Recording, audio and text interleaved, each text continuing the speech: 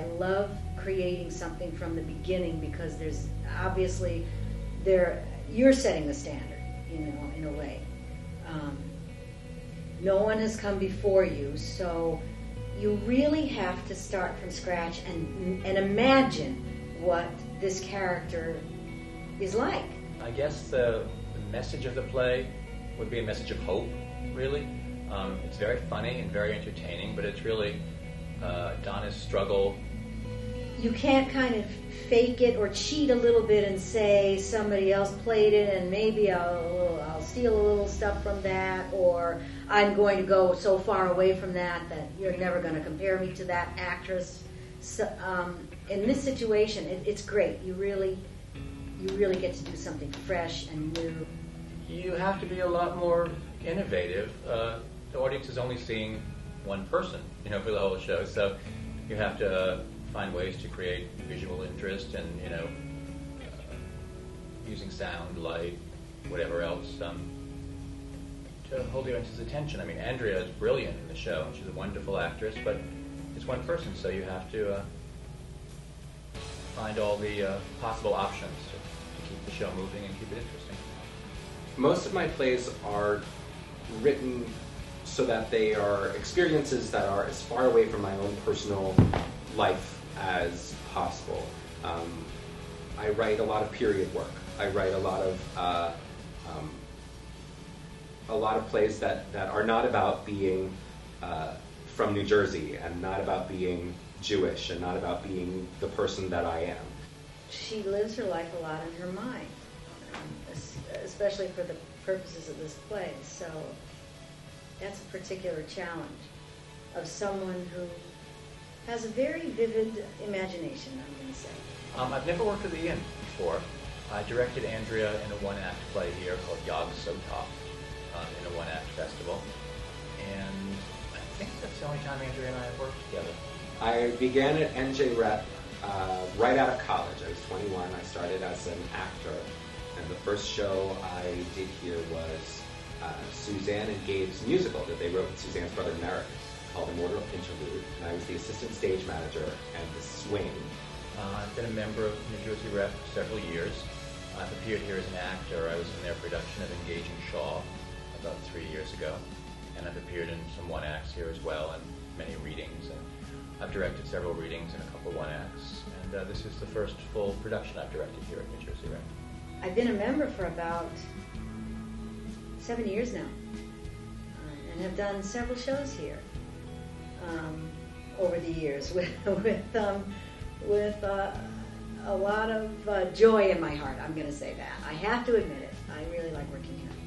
I worked here as an actor for several years, and I did a few main stage productions, and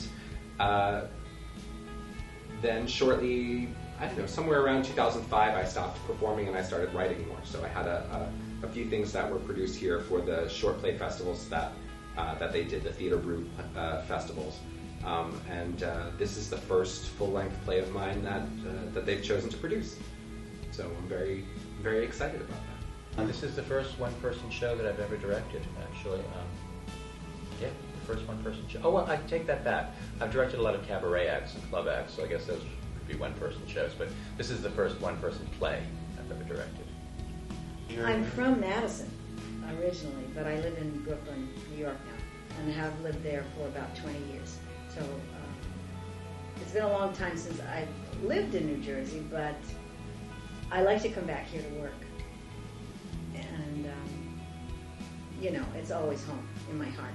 I grew up outside of New Brunswick in Somerset and have lived in that general area. I'm a Rutgers graduate for my entire life. I currently live in Highland Park, which is a cute little town right outside of New Brunswick, and also a very artistic community. My basic experience with Long Branch is really only when I work with New Jersey Rep. I really like it, actually. I don't get to see that much of it because we're in here, but I enjoy being here, and especially when I was in the show here, when I was in Engaging Shaw, it was in the winter, so there wasn't as much going on, but to work here in the summer is wonderful. You have the beach close by, and the weather's beautiful, and it's really a nice place to be. I like Long Branch. I like coming here. It's not like the Jersey Shore that I used to go to when I was a kid. And it's interesting to come to a shore town to work, because most of the time I'm in here working. So what I see of Long Branch is a few waves occasionally between rehearsals, but I like coming. My plays all vary very much. I don't write the same thing twice. I'm not interested in writing the same thing twice. The audiences for past shows I've worked on here have been great. They have a really loyal audience here at NJ Rep, and a very intelligent audience, and they really listen. The other show, the show that I acted in here, was also a very kind of cerebral show. Not that this is, but that was a very cerebral show. And the audiences really listen here and are really engaged, and they're good audiences. I like working with them. I've worked with both Marc and Ian. Marc directed a short piece that we did here in a series of short plays for NJ Rep, Theater Brew it's called, and I worked with him. He directed me in a short, also a kind of a kind of a crazy, absurd piece. And Ian and I have done, we've done 2 plays together, and I've also worked on another of Ian's plays. So I've worked with him as an actor, and I've done shows that he wrote too. Well, working with the designers is very interesting, because Jess, who did the set, I've never worked with before. She works here all the time, but I've never worked with before. She's very, very collaborative. We had a couple of discussions. I told her what I wanted. She did some sketches, and she pretty much gave me everything I asked for. She's very, very easy to work with. The lighting designer and the sound designer are actually my 2 designers that I brought with me from New York, who are working on a show that I'm doing there currently.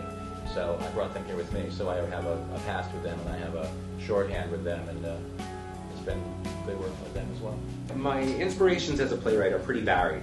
I like Tom Stoppard. I like Carol Churchill. I like Christopher Durang. I love John Guare.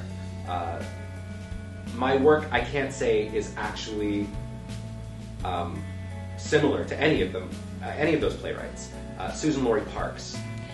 So this piece is performed in the, do they call this the salon or the parlor? I don't know what they call it. There's second space here. I call it the lobby. The lobby. I don't know what they call it. Have you ever done a show or seen a show out here? I have. When I first became a member here, the first play that I saw here was done in this space. And I've appeared and directed 1 acts in this space. I have no experience doing a one-person show. I thought it would be difficult, but it's crazy. It's a really crazy experience. You have to create a whole life and a whole way of working that is not like anything else. It's hard to explain. I think unless you do it, you don't realize what it's like. I try not to write in styles that they've incorporated, but they've been inspirations to me, and the way that they address text and the way that they address character and the way that they format their scripts, it's all very interesting and very different. I think this show is better in this space. I think this is a good choice for this show. And so it allows me the flexibility to be able to play within the confines of working in drama, to be able to create different scenarios and characters and situations and structures that are interesting and engaging, but not necessarily traditional. How similar are you in real life to Donna?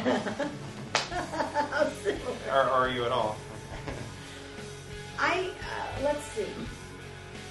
I don't know if I have the panache that Donna has in terms of putting an outfit together. I can tell you right now, I don't have anything like that. Do you think a lot of people out there live inside their head the way that it sounds like Donna does? I seem to know a lot of people who do. I don't know how many there are, but I know quite a few people who live inside their head. Donna's trying to get out. That's Donna's journey. She's trying to get out of there and join the rest of the real world. I like the idea of incorporating dreams or mythology or alternate alternate realities in many of my plays, but not necessarily in the way that it's addressed here. So every single piece has its own flavor, its own elements of the fantastic that I draw on. You spin the show directly addressing the audience, right? How is that? Is that difficult or distracting? Yes, I do address the audience, but I have created something in my mind so that I know why I'm talking and I know whom I'm talking to. And actually, I think an audience only makes things better. I think an audience can really help to push a play along, and especially a one-person play. I really think that's going to work that way. Because they are another character. You know, it's a cliche, we say that all the time, but especially when it's only you, they have to be. So I think that's pretty exciting. I'm planning on losing some weight. I am not wearing a bra. I know that I may be showing a little too much nip right now. This will all get on the B-roll. I good. do put out the DVD. The DVD. That's right. Son of this?